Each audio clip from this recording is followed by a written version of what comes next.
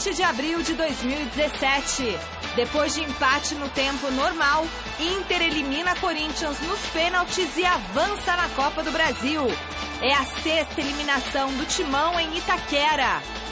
São Paulo luta, joga bem e vence o Cruzeiro no Mineirão, mas também é eliminado.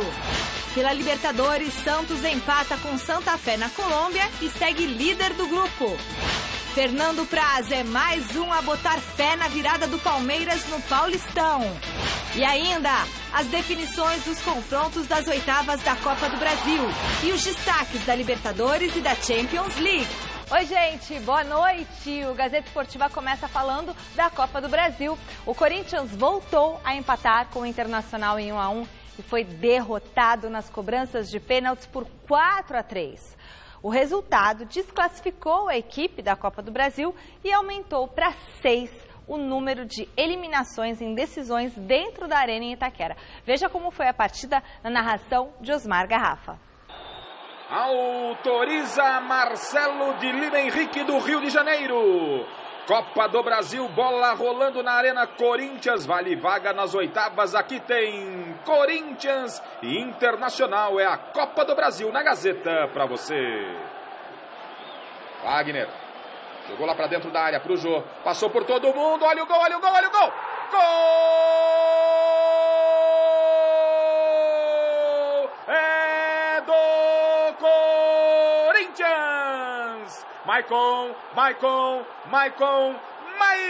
na marca de 7h30. O Corinthians sai na frente. Maicon agora. Corinthians 1, Inter 0. Rodriguinho, hein? Meteu pro Jô, hein? Meteu pro Jô. Olha o gol, olha o gol, olha o gol pra fora do gol! Incrível, o Corinthians perde a chance do segundo. Que bola gostosa pro Jô, ficou na cara do Lomba. Wagner, Jadson. Boa bola pro Rodriguinho, fez o giro, é pro Wagner, foi no fundo, cruzamento pra trás, quem chega? Olha só, olha o Romero pra fazer, Lomba! Não bateu legal o Romero, mesmo assim o Lomba teve trabalho pra fazer a defesa. Jadson. É pro Romero, dominou, hein? Com categoria o Romero. Cruzamento pro Rodriguinho pra fazer pra fora do gol! Incrível o gol que perde o Corinthians aqui na Arena. Aí o William. Bateu lá pra dentro. Cortou Pablo. Jadson. O Corinthians não consegue sair, ó. Olha o Jadson, hein? Perdeu a batida, Cássio. No chute do Anselmo. O Jadson ficou pedindo falta. Bate boca com o árbitro. É escanteio pro Inter. O Inter aperta. O Inter precisa de um gol para levar a decisão para os pênaltis. Bola para dentro da área. Cortou Jô. Aí do Inter. Olha o cruzamento, o toque de cabeça, Cássio. De novo, Nico Lopes e o gol. Gol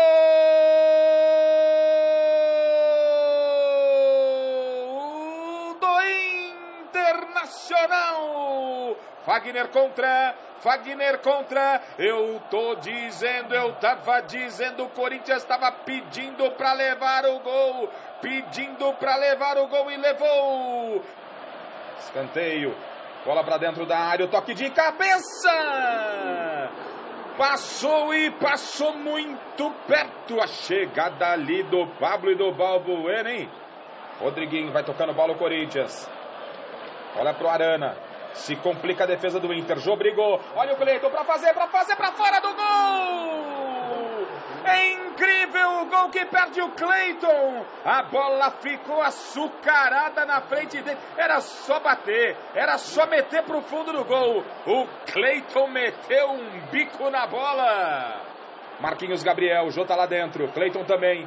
Fagner vem chegando. Marquinhos Gabriel. Vai pra dentro, no toque, pro Jadson, tentou meter por cima, na sobra, Maicon explodiu em cima, ainda Maicon brigou, o toque pro Jô, é pra fazer, Marcelo Lomba faz a defesa milagrosa, milagre na Arena, Marcelo Lomba, o Inter vai parando o Corinthians. Ninguém aqui do Corinthians quer pênaltis. Olha o Inter, ó. Olha a bola nas costas, olha o Carlos para bater, Cássio! Defesa do Corinthians aberto, o Carlos ficou cara a cara com Cássio. Cássio opera milagre na arena, escanteio Inter. Aí o William jogou para dentro da área, cortou Jô. Valdívia com a sobra, chegou Marquinhos Gabriel, Valdívia, Cássio! De novo Cássio, o Inter pressiona o Corinthians. Pode ser o último lance do jogo, escanteio. Bola para dentro da área, o toque do Balbuena, Marcelo Lomba faz a defesa. E ele segura, valoriza. Quando apita Marcelo de Lima Henrique. Não há tempo para mais nada aqui na Arena em Itaquera em relação à bola rolando. Fim de papo, deu empate de 1-1 e a decisão vai para os pênaltis. Decisão nos pênaltis. É o Brenner. A Fiel aposta no Cássio. Tá aí o Brenner. Autorizado. É ele e o Cássio. Brenner correu, bateu, é gol. Gol do Internacional. Lomba e Jadson. Lomba e Jadson. Tá autorizado o Jadson. Correu, bateu, é gol. Gol do Corinthians, Jadson. Empata o jogo aqui em Itaquera. Ele já tem autorização. William correu. William bateu para fora do gol. Perde o Internacional com William para fora do gol. É o Maicon e o Lomba, sem muita distância. Maicon correu, bateu. Marcelo Lomba defendeu. Bateu rasteiro, o Lomba acertou o canto e fez a defesa. Valdívia e Cássio. Valdívia correu, bateu, é gol. Gol do Internacional, Valdívia. Vem Jô, autorizado, correu, bateu, é gol. Gol do Corinthians. Jô deixa tudo igual, Jô deixa tudo igual.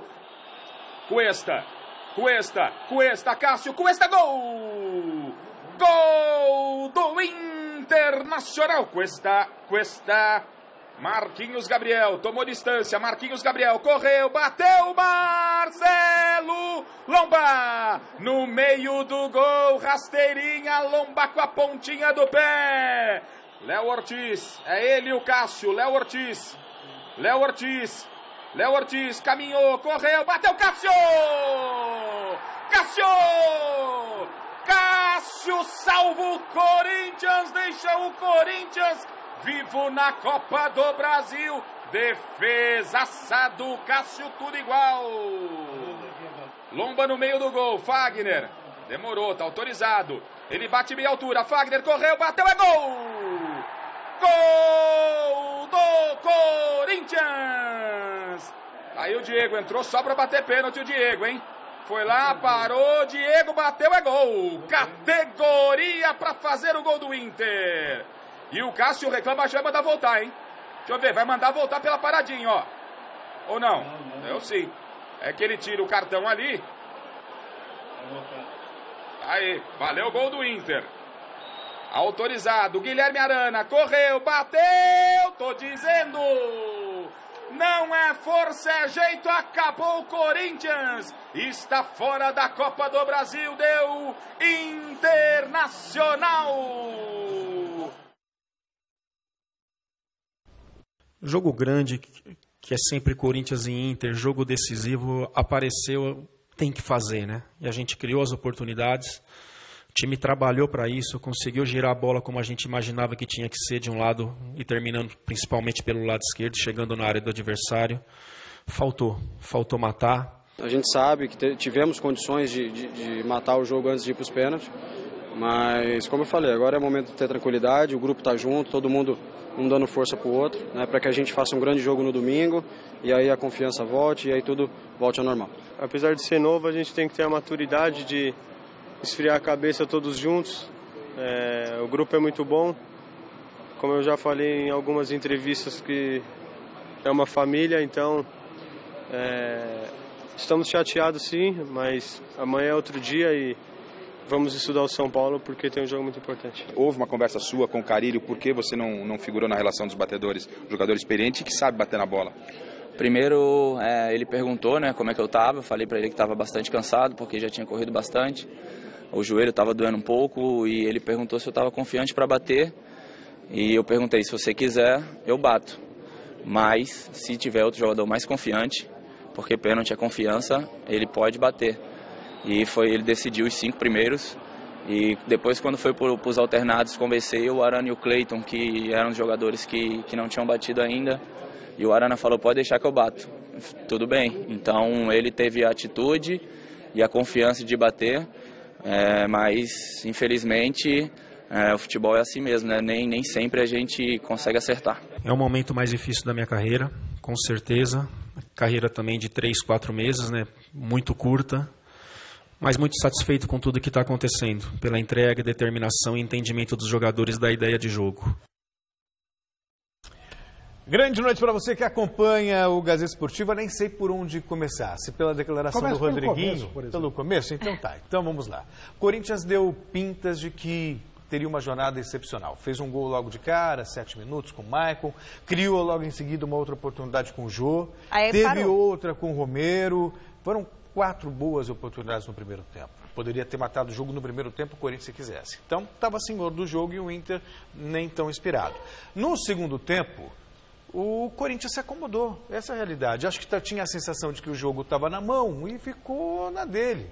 E aí, claro, quando você tem uma vantagem mínima e não tem nada definido. Uma bola parada, foi o que aconteceu.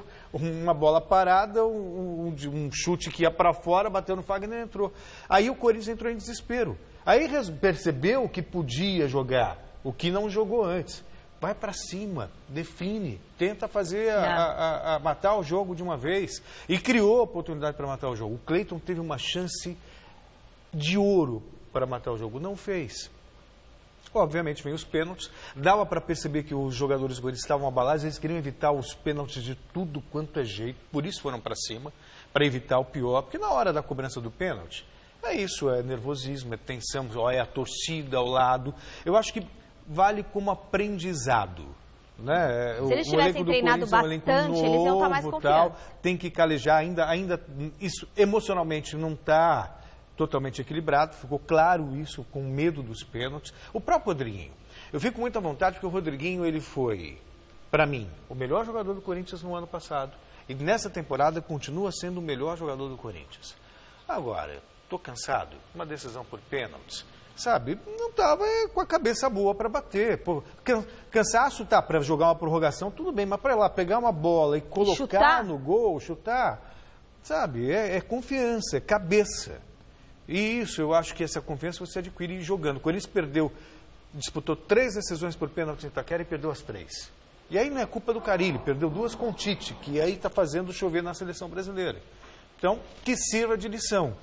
Para o Corinthians, por exemplo, a gente vai falar do São Paulo daqui a pouquinho, o desenho, se fosse fazer uma caricatura, uma charge, era o São Paulo assim, encolhidinho, corcunda, e o Corinthians peito aberto, nariz empinado. Agora está ao contrário, hein? Agora está ao contrário, né? Fico imaginando o que vai acontecer em Itaquera domingo se o Corinthians sair perdendo para o São Paulo. Boa noite, mestre Alberto Lena Júnior. Boa noite. Eu acho o seguinte, é outro jogo, é outra situação. Corinthians e São Paulo, o jogo lá na arena do Corinthians, lá no campo do Corinthians, é outro negócio. Esse jogo aí, eu comecei a noite vendo o Santos. Por uma questão de hierarquia, o final de contas... Você falou isso na sua coluna. Libertadores é mais importante que Copa do Brasil. Mas aí, quando eu já estava começando a pegar no sono, eu resolvi mudar. Porque o jogo está tão ruim do Santos...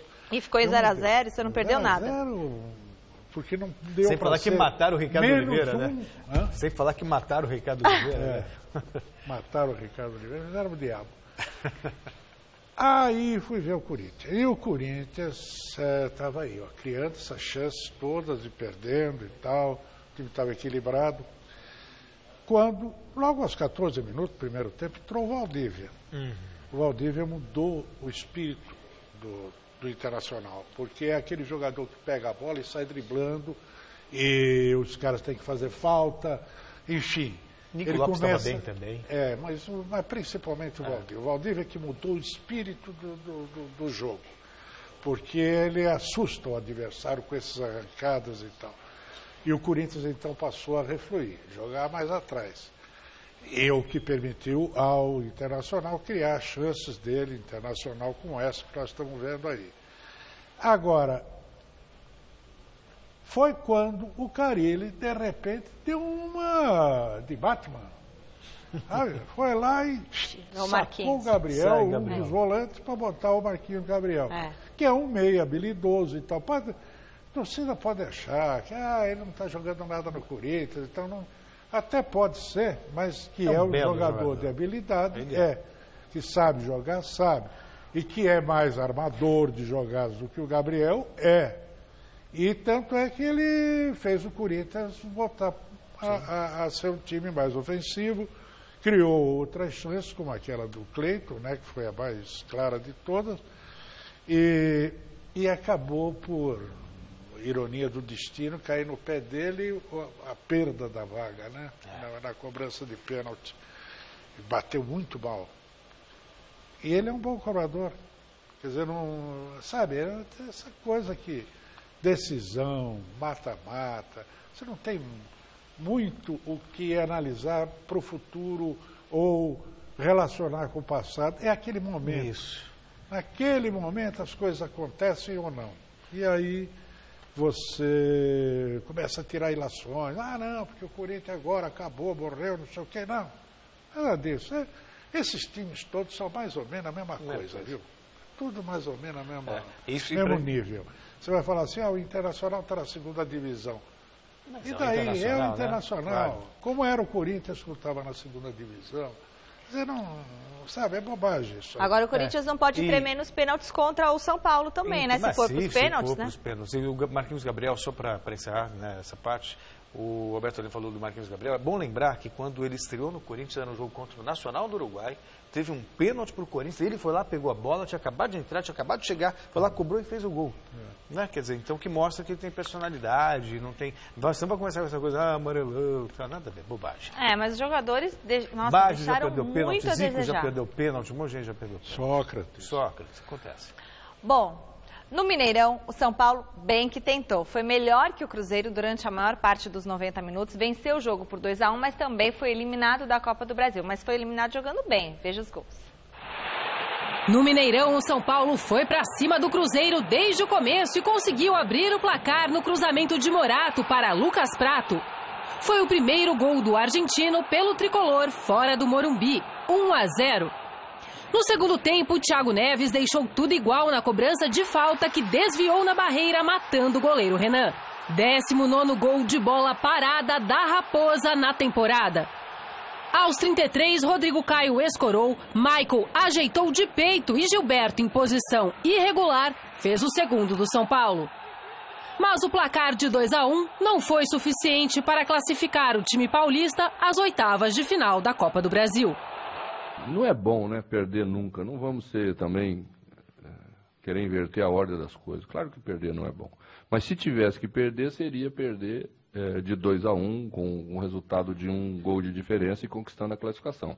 E aí também já diminui um pouco do peso dessa coisa que daqui a pouco passa a se tornar um fardo, né? E não pode. Não é o mais importante da nossa temporada, nem é normal uma equipe passar tanto tempo sem perder jogos como nós passamos.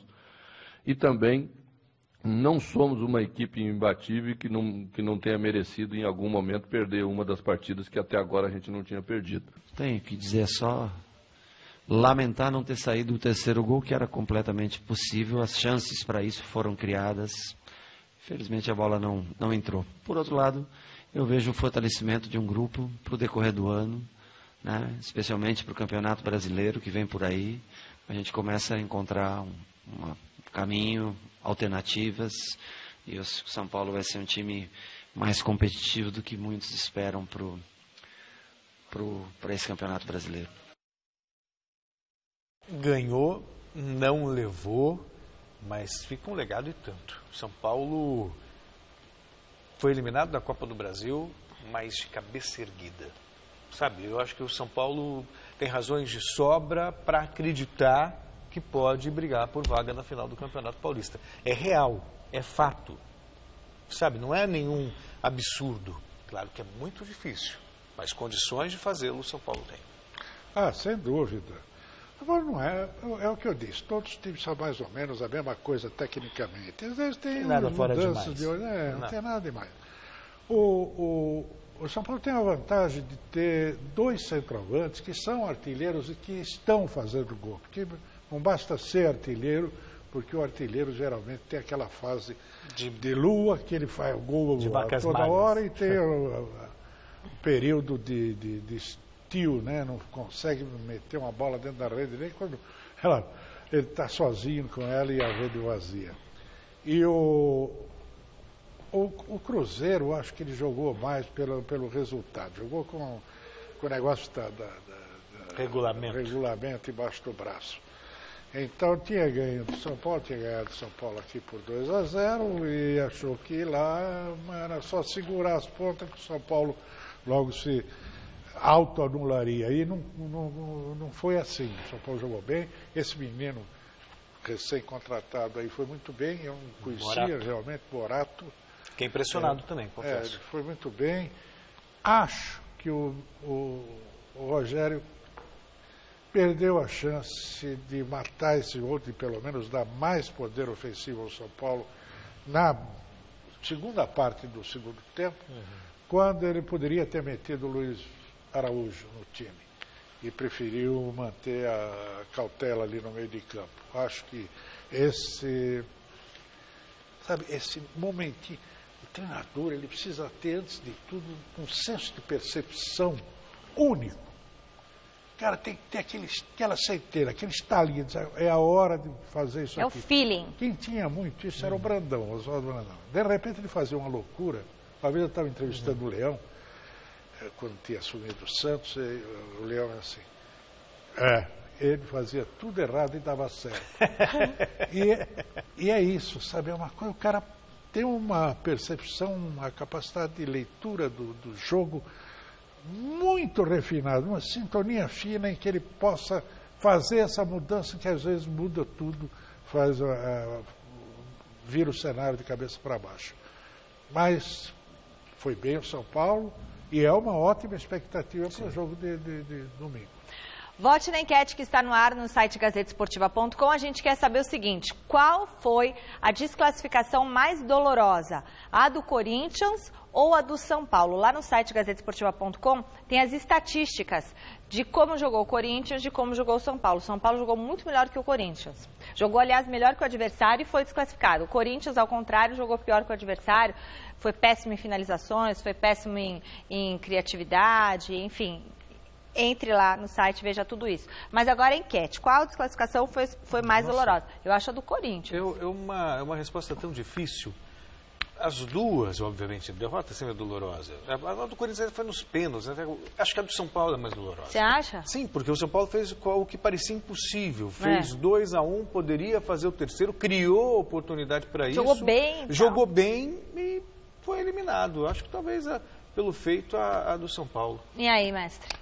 Eu não sei. Olha aqui, o Corinthians, por exemplo, não perdeu os 2 jogos. Lá e aqui. No tempo regulamentar, foi perdendo nos pênaltis. Isso dá um respaldo muito maior para o Corinthians do que o São Paulo, que perdeu, jogaram muito mal aqui, perdeu de 2-0, um placar alto, né, tanto suficiente para classificar o Cruzeiro. E jogou muito bem lá, mas então fica essa ideia de que é um time que ainda não consegue manter a regularidade. Ele é bem constante, mas né? Acho que é mais doloroso para o Corinthians, porque é o Corinthians. Corinthians sempre é sofredor, né? O Pascoal tá triste hoje demais, minha gente. Além de Cruzeiro e Internacional, o Gersino também tá triste. Mais 3 equipes garantiram a vaga para as oitavas de final. Fluminense, Sport e Paraná levaram a melhor no jogo de volta e continuam na competição. Veja os gols. O Fluminense recebeu o Goiás precisando reverter a derrota por 2-1 sofrida no Serra Dourada. E os gols saíram só no segundo tempo. Henrique Dourado abriu o marcador.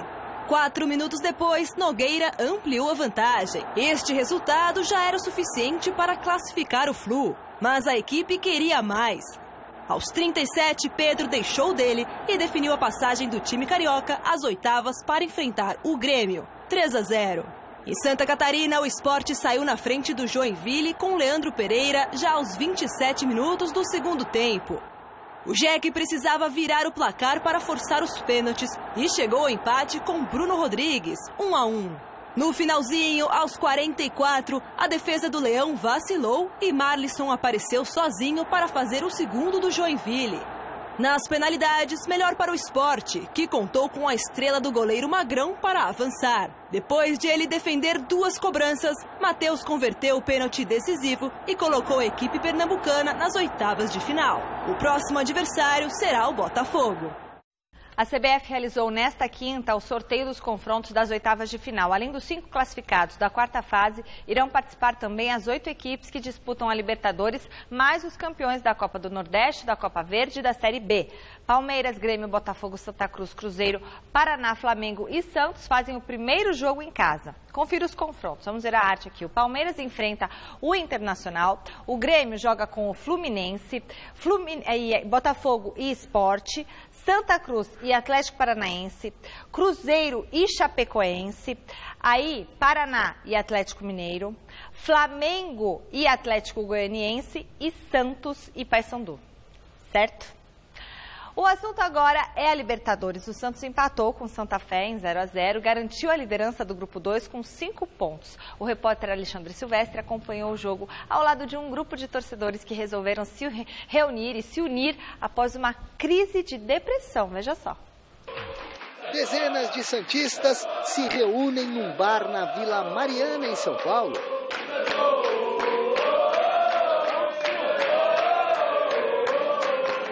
Gritos de guerra, comida, bebida, lembrancinhas e sorteio para os que comparecem, com arrecadação de alimentos para instituições de caridade. É assim que a comunidade criada por 2 jovens torcedores do Alvinegro Praiano funciona. Hoje o Santos Depressivo é uma comunidade. Santos o quê? Santos Depressivo. Começou porque era uma época que Gerson Magrão usava a camisa 10 do Pelé. Então acabou surgindo esse nome, Santos Depressivo. Era a depressão na forma mais pura possível. É o maior canal do Santos, depois da Santos TV.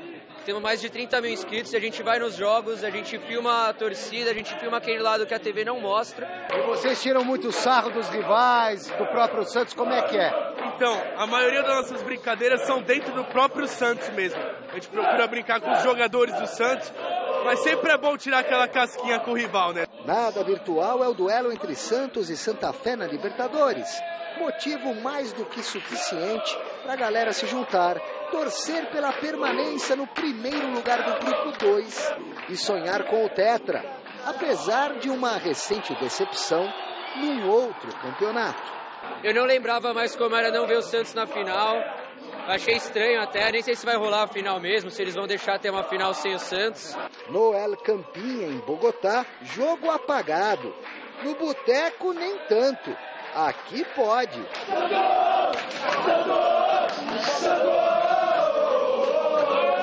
A mensagem é clara. Nem bebendo, pessoal. Alegria é ver o Corinthians tomar gol do Inter. Mas na Libertadores o Santos não marca. Também não leva. O placar fica mesmo no 0-0. Poderia ter sido melhor, mas tá bom. Libertadores é assim. Funciona assim, ó. 1 pontinho ali, 3 pontinhos em casa e assim a gente vai caminhando. O time foi omisso. O time não teve vontade de atacar. Então eu acho que se o Dorival fosse um pouco mais... Se ele forçasse um pouco mais, mudasse, tirasse o time, fosse mais pra frente, o time tinha chance de ganhar com certeza. O negócio desses caras do Santos Depressivo é tirar sarro. Melhor ainda, quando o grande rival é eliminado da Copa do Brasil.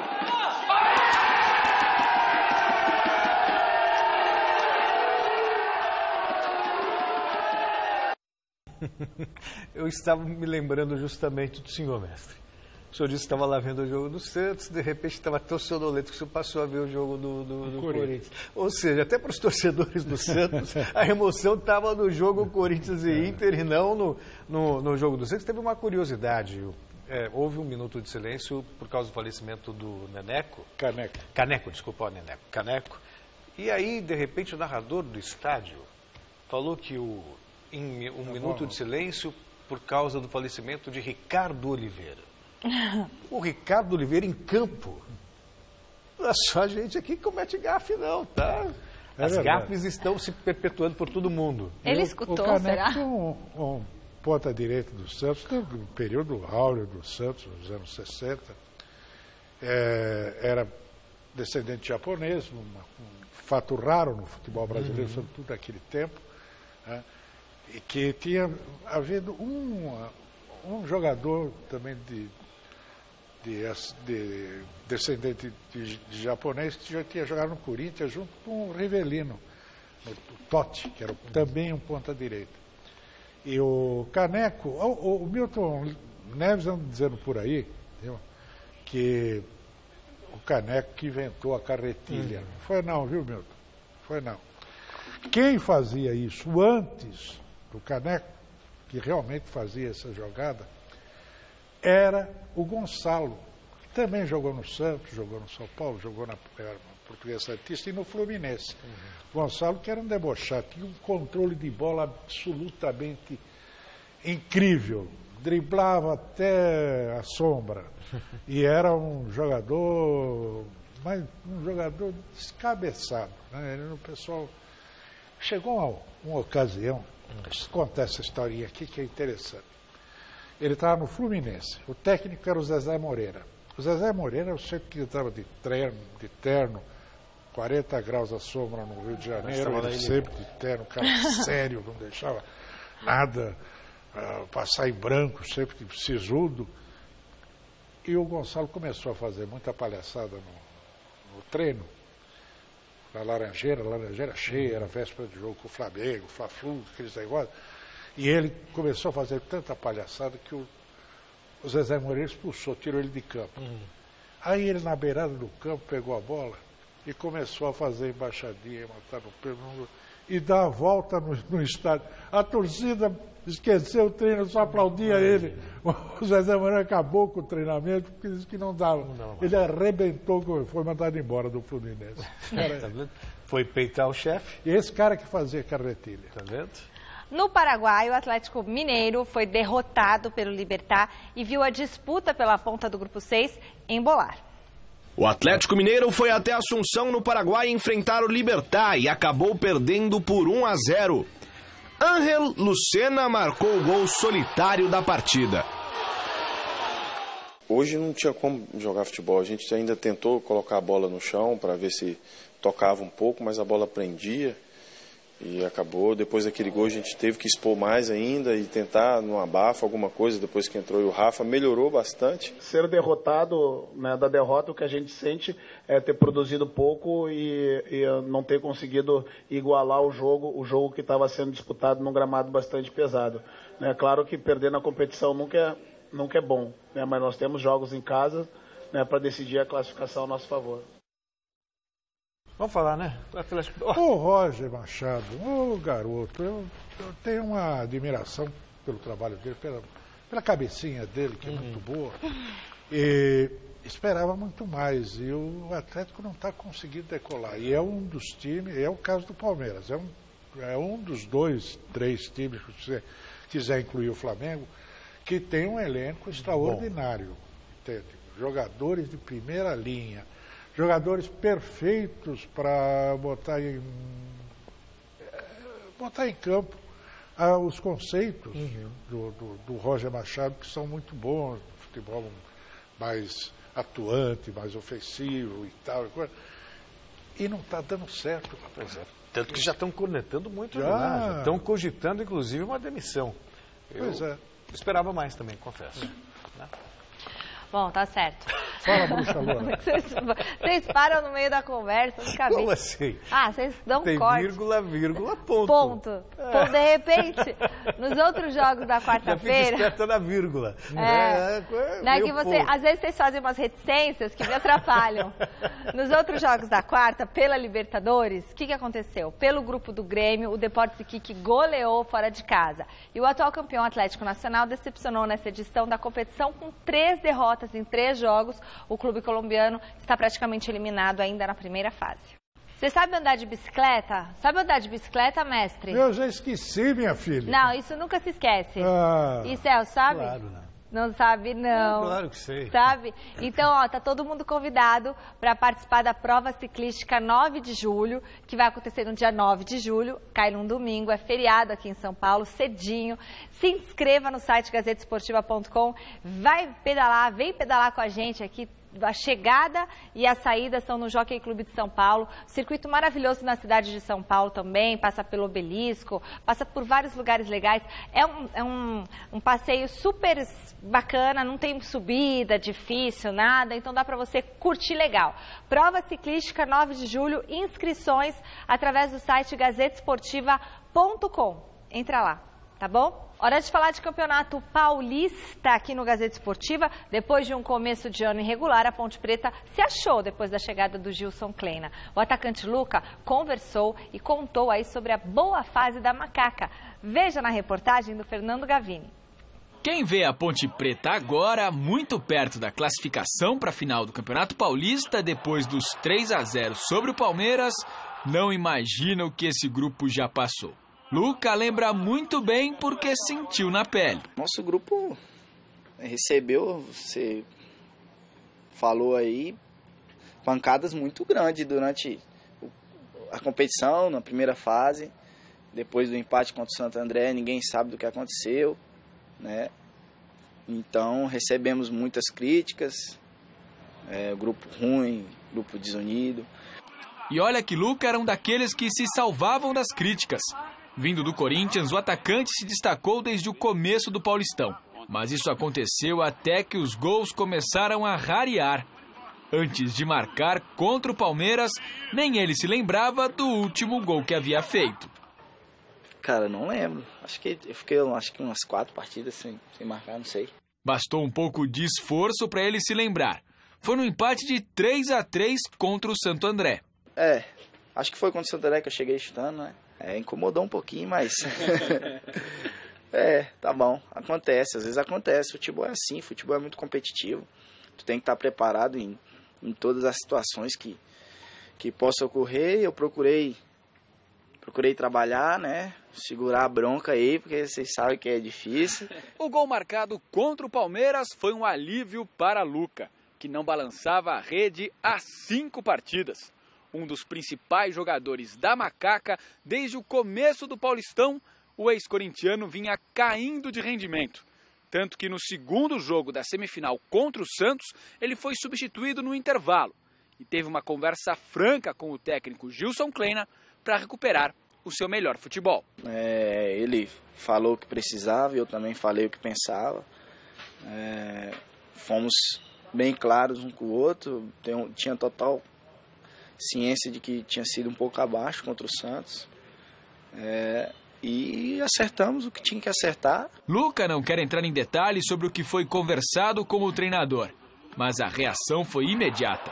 Luca brilhou contra o Palmeiras na partida que deixou encaminhada a classificação da Ponte Preta para a final do Campeonato Paulista, mas não toque ainda no assunto da possível decisão contra os ex-companheiros de Corinthians, porque disso ele ainda não quer falar. Primeiro pensar no Palmeiras e aí depois, se acontecer, pensar na final. Mas primeiro é sábado às 19 horas contra o Palmeiras, as coisas, e vamos ver o que vai acontecer. No Palmeiras, apesar da missão complicadíssima, o clima é de confiança, ainda mais com a promessa de presença maciça da torcida no Allianz Parque. Adriano Dolfi acompanhou os trabalhos de hoje na Academia de Futebol e a entrevista do goleirão Fernando Praz. O jogo em Campinas ainda é assunto no Palmeiras. Fernando Praz sofreu 3 gols no único jogo, fato raro nos últimos anos. foram erros que a gente cometeu e a gente tem que aprender com eles. Mas também a gente não pode pegar 20 jogos e usar um como exemplo, né? Óbvio que é mais pesado porque não é um jogo de 3 pontos. Se for um jogo de 3 pontos, ficava para trás, a gente recuperava no próximo, zerava. E esse não, esse tem reflexo nesse próximo jogo. E também a discussão do preparador Omar Feitosa com o volante Thiago. No futebol, às vezes, infelizmente, não dá para tu pedir por favor, com licença, por obséquio, mas às vezes uma atitude mais forte acontece. A ordem por aqui é esquecer os 90 minutos iniciais e se concentrar no jogo de volta, que acontece neste sábado no Allianz Parque. A confiança é tanta que a torcida já comprou mais de 30 mil ingressos e criou até uma campanha na internet com a hashtag até o minuto final. A resposta da torcida foi sensacional. Eu, na terça-feira, tive que sair para ir num shopping e todo o torcedor do Palmeiras que me abordava falava que ia estar no Allianz e que não era para a gente desanimar, que eles iam estar junto com a gente até o fim e que eles acreditavam que a gente tinha que acreditar. Claro que a gente não pode prometer que a gente vai classificar. A gente tem um adversário de muita qualidade e um adversário que tem uma vantagem grande. Mas, independente se a gente classificar ou não, quem vier ao Allianz Parque, quem ficar em casa assistir pela TV, tenho certeza que vai sair orgulhoso do nosso time, porque a gente vai dar o que eles querem. O goleirão prevê uma partida cheia de emoção e crê na virada, com base numa receita que considera ideal. Primeiro, o objetivo é ter intensidade e jogar bem. Isso te leva a ficar mais perto da vitória, né? E depois, o segundo objetivo, vencer. E depois vencer pelos 3 gols, né? No mínimo. A Ponte também sabe que é difícil, né? A gente reverter, mas eles sabem que tem a possibilidade também. Tanto é que estão se preparando de uma maneira respeitosa, e a gente vê as declarações do Gilson, dos jogadores da Ponte. E eu acho que vai ser um grande jogo. E com certeza, se fosse ao contrário também, eles teriam que acreditar. Não é uma coisa impossível. É um resultado difícil, óbvio. Um resultado largo. Mas no futebol tudo é possível.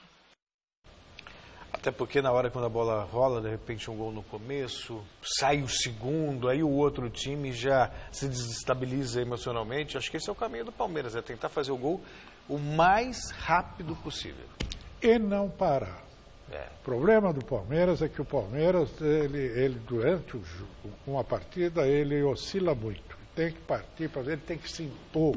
É o melhor elenco do Brasil, é campeão brasileiro, tem respaldo da torcida, campo, tudo mais. O Palmeiras precisa se impor, coisa que ele não consegue fazer, do início ao fim da partida. Beleza, chegou a hora de falar do São Paulo, que retornou de BH só nesta tarde, e o repórter Osmar Garrafa acompanhou a chegada do tricolor. É isso, Michele. Ontem o São Paulo venceu, mas não levou, não se classificou. O São Paulo venceu o Cruzeiro por 2-1, mas como tinha perdido o jogo da ida pela Copa do Brasil no estádio do Morumbi por 2-0, o resultado de ontem não foi suficiente. Mas o que se ouviu, de modo geral, por boa parte da crítica, é que o São Paulo caiu de pé. Se é que existe essa possibilidade, ou seja, o São Paulo está fortalecido para enfrentar o Corinthians semifinal do Campeonato Paulista e numa situação adversa. Vai jogar na casa do adversário, perdeu o jogo da ida por 2-0, só que enfrenta também um adversário como o Cruzeiro, que tem a vantagem, mas um adversário que vem baqueado pela eliminação da Copa do Brasil e como foi na Arena. Hoje, os jogadores do São Paulo já se movimentaram agora à tarde aqui no CCT da Barra Funda. No gramado, apenas aqueles que não atuaram os 90 minutos. Os titulares fizeram um trabalho de relaxamento muscular e somente a partir de amanhã é que o São Paulo começa a montagem da equipe para enfrentar o Corinthians. O atacante Morato, que participou da partida de ontem, mas que não joga o clássico do próximo domingo contra o Corinthians, foi o jogador escolhido pela assessoria para conceder entrevista coletiva. E ele, apesar de não estar escalado para o clássico do próximo domingo, não poder participar desta partida, ele fala que vai marcar presença e será mais um reforço para o tricolor. É ruim ficar de fora, né, em qualquer circunstância, né? Mas eu vou estar de fora da partida, né? Mas eu vou estar presente lá na Arena. Então é um jogador a mais que a gente vai ter lá em Itaquera. Vai ficar na torcida. Com certeza. Bom, vale lembrar que o São Paulo, para chegar à decisão do Campeonato Paulista, terá que vencer o Corinthians por 3 gols de diferença. Vitória por 2-0 leva a decisão para os pênaltis. Então é um jogo difícil para o São Paulo e somente a partir de amanhã o técnico Rogério Ceni começa a montagem da equipe. O problema está na lateral direita, já que o Bruno não está inscrito, o Buffarini está de fora, o Wellington Nem, que jogou o clássico do último domingo, improvisado pelo setor, também está de fora, contundido, e existe até a possibilidade do Wesley, que ontem deixou o campo sentindo cãibras, atuar improvisado pelo setor. Mas tudo isso só será definido no trabalho de amanhã pela manhã aqui no CCT e divulgado provavelmente momentos antes da partida, domingo às 4 da tarde, na Arena em Itaquera. Do CCT da Barra Funda, Osmar Garrafa, para o Gazeta Esportiva. Falar que é possível é cair em retórica, em crença, mas o São Paulo, pelo jogo de ontem, tem a sensação de que realmente é possível. É possível, sim. E agora, lateral direito, esquece o Buffarini. Pelo amor de Deus, esqueça o Buffarini. Põe lá o Araruna, treina, que pode acontecer com ele o que aconteceu com o Jean, sim, que era volante no São Paulo, foi da categoria de base, foi passado para lateral direito, está aí jogando como lateral direito, já foi até para a seleção brasileira nessa condição. Então essa que é a saída, viu? Ou então o Wesley, no caso de uma necessidade maior, o Araruna não possa jogar e tal, mas acho que por aí o São Paulo vai acertando o time. Tá certo. Bom, resultado final da enquete do site gazetesportiva.com. Qual foi a desclassificação mais dolorosa, a do Corinthians ou a do São Paulo? E deu que foi a do Corinthians, 86% dos votos. Eu falei que foi a do Corinthians. Foi em casa ali, o povão. Pensando melhor, eu concordo. Todo mundo ficou chateado. Bom, gente, amanhã é feriado, mas estaremos ao vivo aqui com o Gazeta Esportiva, aguardando a sua audiência, o seu carinho, a sua companhia, tá certo? Mestre, bom final de semana, até domingo no Mesa. Domingo! A gente tá junto. Celso, beijo pra você. No Jornal da Gazeta, até daqui a pouco, outro pra você. Beijo, Tchau. até lá, tchau.